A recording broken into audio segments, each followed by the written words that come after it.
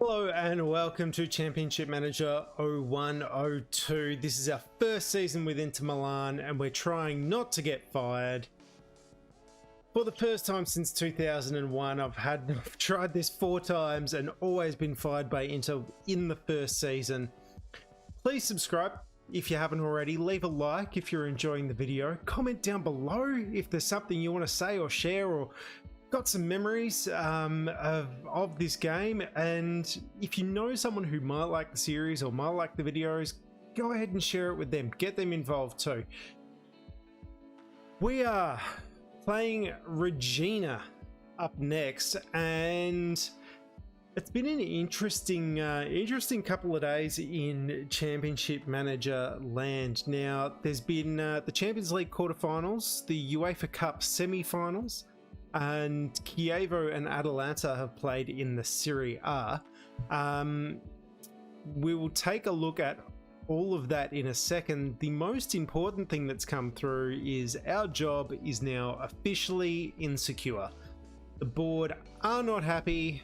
We take a look at the job information. There we are there. We are now very insecure. We are one step away from being fired.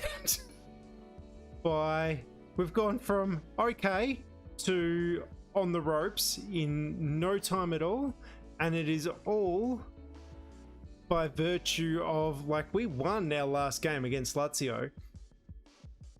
It is all by virtue of how close this table is. We're in 6th. The board are happy when we're in, or they're okay when we're in 5th. They want us to be a little bit higher. One win in the right circumstances and we go up to what we won't be 3rd, but we'll be equal on points. Like, a couple of results going our way if Tolo hadn't been anyway, there's a lot of woulda coulda shouldas, but it's official, we are in trouble. So Champions League quarterfinals, here is what has happened, and I keep hitting the wrong button. There we go. So Barcelona beating Bayern 2-1. Mendieta with the man of the match, 9 rating. Luis Enrique with the goal. Thiago Motta with a goal, and Robert Kovac with a goal for Bayern Munich. Anderson injured for Barcelona in that one. Lazio and Arsenal have drawn 1-1, which puts Arsenal in a pretty good position for the second leg of the tie at home. Ashley Cole, man of the match. Freddie Ljungberg with the goal and an 8 rating. Chiesa, Inzaghi all playing well. Jupp Stam playing well for Lazio. Simone in the 66th minute and Ljungberg nice and early in that one. Juve Man U have played out a 1-1 draw. Camoranesi with a goal for Juve. Salas with the man of the match. David Beckham has scored for Man U and got himself the 8 rating, as well as Ferdinand Brown and I was going to say Veron. He absolutely does not have an 8 rating. So that's just the 2 there for Ferdinand and Brown with the 8s. Anything else really happen? Not really, to be honest, in that game. And then Real Madrid beating Dortmund 1-0. Ronaldo with the goal, 8 rating. Man of the match, Francisco Pavon, Julio Cesar, Iker Casillas, all 8 ratings. What do you say for Dortmund? Vaughan's and Amoroso playing pretty well. Kel playing really well after coming on from the bench. Goal in the 10th minute in that one. Then UEFA Cup action, Liverpool going 1 up against Milan with a 1-0 win. That is Stefan Honcho with a goal and a 9 rating, but Jamie Carragher with the man of the match with his 9. What else? Catalino Aubameyang not playing well for Milan. Shevchenko having a decent game, but overall no one else really playing that well. So not good for AC. And then in the other semi-final, Rangers beating Parma 1-0. That's the first time we've seen Parma beaten in a little while. Michael Moles with a goal and the 8 rating, but it was Roberto Muzzi who got the man of the match with his 9. Alex was sent off for Parma in the 31st minute, which could have a could be a very good reason why they were beaten. They were playing with 10 men for quite a while there. Let's see what he was sent off for. Oh, okay. Kick. It was just. It was. I say it was just, but it was for kicking the ball away in frustration. After he knocked Moles to the ground and got a yellow. So it was a second yellow. He got 2 yellows in the space, like, immediately. Wow. Amazing to see stuff like that. All right. Serie A results. Chievo and Atalanta. Atalanta with a 1-0 win. Zanoni with the man of the match. Goal, 8 rating. 8 for Foglio as well. Zari, Castellini. Diana with an 8. Yes, and Lupitelli with an 8 for Chievo. They have Bierhoff? No.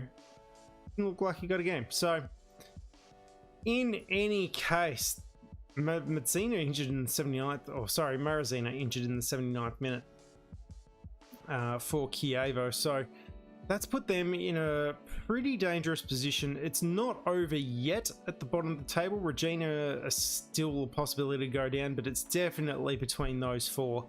Only one will survive out of those 4. And what'd you say?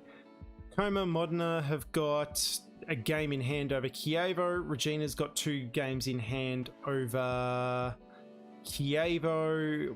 1 game in hand over Como, Modena.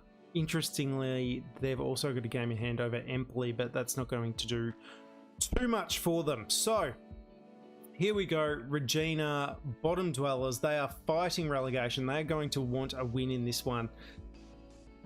Absolutely. It's going to mean the world to them. If we lose to Regina, it could mean that we lose our job. We fail. With that, let's take a quick look at... I was looking at our contracts because we're in a bit of financial strife, I'm going to be honest. Fontana is still going to be in goal. Zakora, I would like to keep on the right for the moment. I think that, let's take our reserves off. Zanetti, I think, still needs a little bit of a break, just to cool his heels slightly. Lee Young Pyo on the left, while Coco is still injured. Cordoba, Cannavaro, Gamara still playing in the middle there. Materazzi, of course, still injured, and Adani is currently wanted and taking suitors. Sporting Lisbon being the last team to make an offer for him. Recoba, we will keep in the middle. Cristiano Zanetti has got low morale. Belozoglu Emre has come in for an absolute pasting from the media recently, as has Delmar not that long ago either. So, with DiBaggio still injured, Almeida is going to be our go-to there. Ponzio, I'm happy to keep Ponzio in because he's performed pretty well overall. Like, I don't have any complaints. For Renos, I don't really want to bring him back in just yet. Up front, I think we stick with Vieira and Crespo. They are our best performers on average, even though they haven't been putting goals in. So that's who we've got to go with. We're playing at home, so we will go attacking once we get into the game. I think we're attacking anyway. Yeah, so attacking short, tackling hard, pressing them, offside trap. Same as usual. Leong Pyo and Zakora bombing up on the wings. We just hope that it's going to get us a result. Saveldi, Leon up front for Regina. Nakamura and Di Michele on the wings, which is pretty dangerous. Kotza and Paredes in the middle for them. Fassini and Cirillo on as wingbacks. And Perini and Vargas in the centre of defence. Bellardi playing between the sticks. Kick off. They're starting cagey. They don't want to concede, which is understandable given their position. Vieri already has had a shot on goal and it's been saved, which is the story of our season, it feels like. Maeda.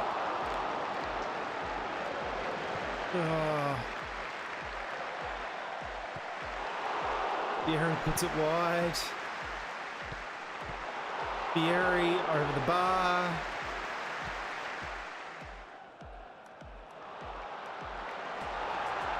Or Nakamura holding Rekoba back. Rekoba got it through the wall. We have had so many chances already. Not put a single one away.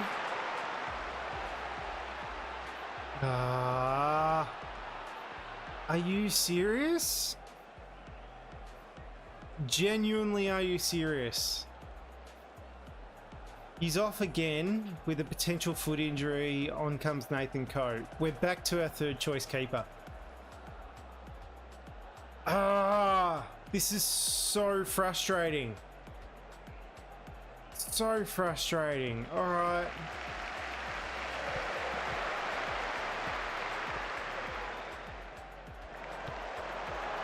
Quarterback, come on, Rekoba, no. So now we're in a position that a pretty good shot is probably going to be a goal now for Regina. Rekoba again, Cannavaro.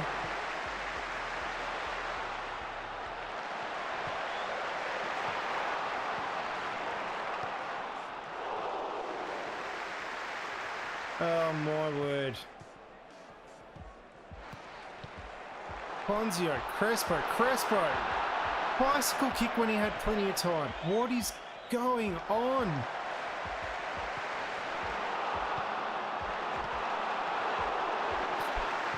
Clearance off the line from Regina.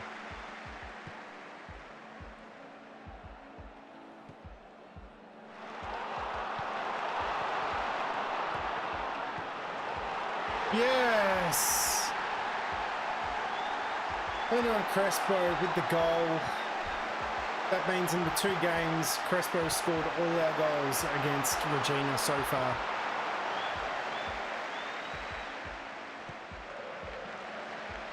Alright. Koba, left foot volley. Not good enough. That's half time, and what do you think? We've had at least 10 shots? We've had 12, 9 on target, and the goalkeeper saved all but 1. They haven't come close. This is a nightmare. An absolute nightmare. Cannavaro not playing well. Gamara not playing well. What a surprise for our defence this season. Bilardi playing amazingly, it seems.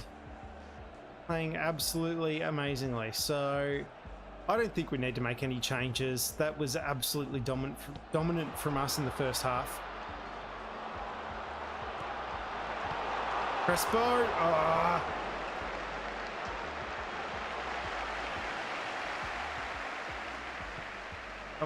Almeida's been playing really well this game. Sakura. Even our wingbacks are getting up to have shots now. Here we go. Goal kick, fantastic. We're going to look at making some changes possibly. Alright, we've got some, again, just poor defending.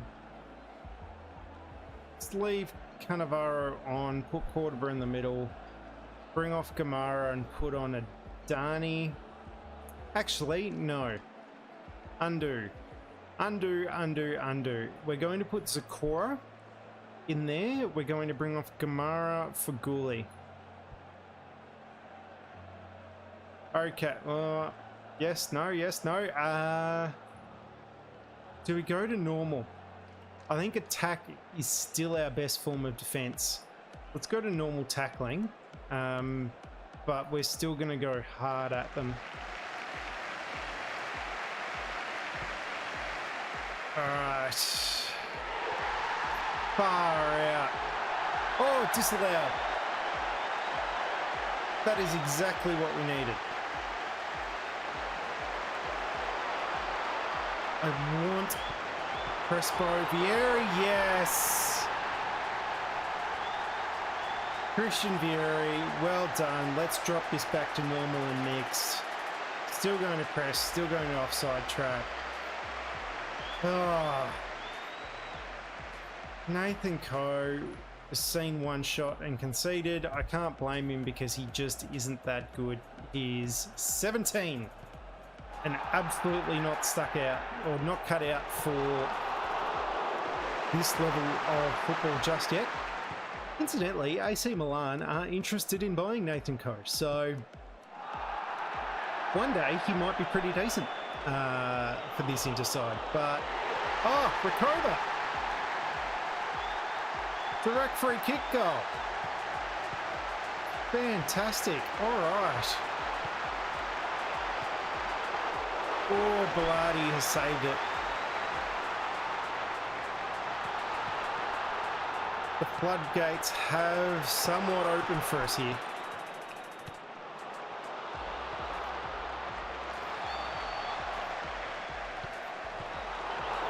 Oh, well done. Good save. Good save from Coe. All right, Crespo, bring the ball forward. There's a slight interception going on. It's always good when they kind of intercept it and then... Oh, come on. Yes! No! Why is Lee Yong-pyo taking the penalty? Oh, have I not set penalty? Oh, because this is a new formation. All right. Pyo with a goal, though, so take that. Bloody shades of what's to come in the 2002 World Cup against Italy. I think there. Lee Yong-pyo scoring a goal, and look, I'm like, who was it at the time? Who was he playing for? Anyang, but he came to play for, I want to say it was like Napoli or Bologna, and they got rid of him when he scored against Italy in the World Cup. Anyway, 4-0 win to Inter Milan. It was looking very dicey there for a while. Fontana, we've lost again to injury. 15 shots on target and 4 goals, so that's 1/3 of our shots going in. I'm actually pretty happy with that, to be honest. 79% passes completed. That's very good. Crespo with the man of the match. Vieri with an 8, Recoba with a 9, all with goals. Lee Yong-pyo with a 9 and a goal. Cordoba with a 9, so he is absolutely broken his duck, it seems like. Nathan Coe with a 7, and Gouli coming on and getting his 8, so that was a very good change for us. Zakora getting an 8, playing in that central defence role, so that could be the way that we go, with Gouli playing on the right, and Zakora actually playing in the centre of defence. Potentially, that might be a way to go. Hopefully that gets the board off our back a little bit. I do want to take a look at that. But first, the results from today's other games. Bologna beating Brescia 2-0. Dimitri with the man of the match, 10 and a goal. 8s from Cruz and Masalari. Dimitri missed a penalty as well in that one, so big win for them over, like, relatively even on the table. You can see that 11 playing 12th as that game ended. Now Milan beating Como 2-1. Dida has been sent off. Pirlo with a goal and an 8. Shevchenko man of the match, 9 and a goal. Van Gastel with a goal and a 6 rating. Grigori with an 8. Stellini with an 8. Pretty decent performance from Como, you have to say. Dida sent off. What were you sent off for, big fella?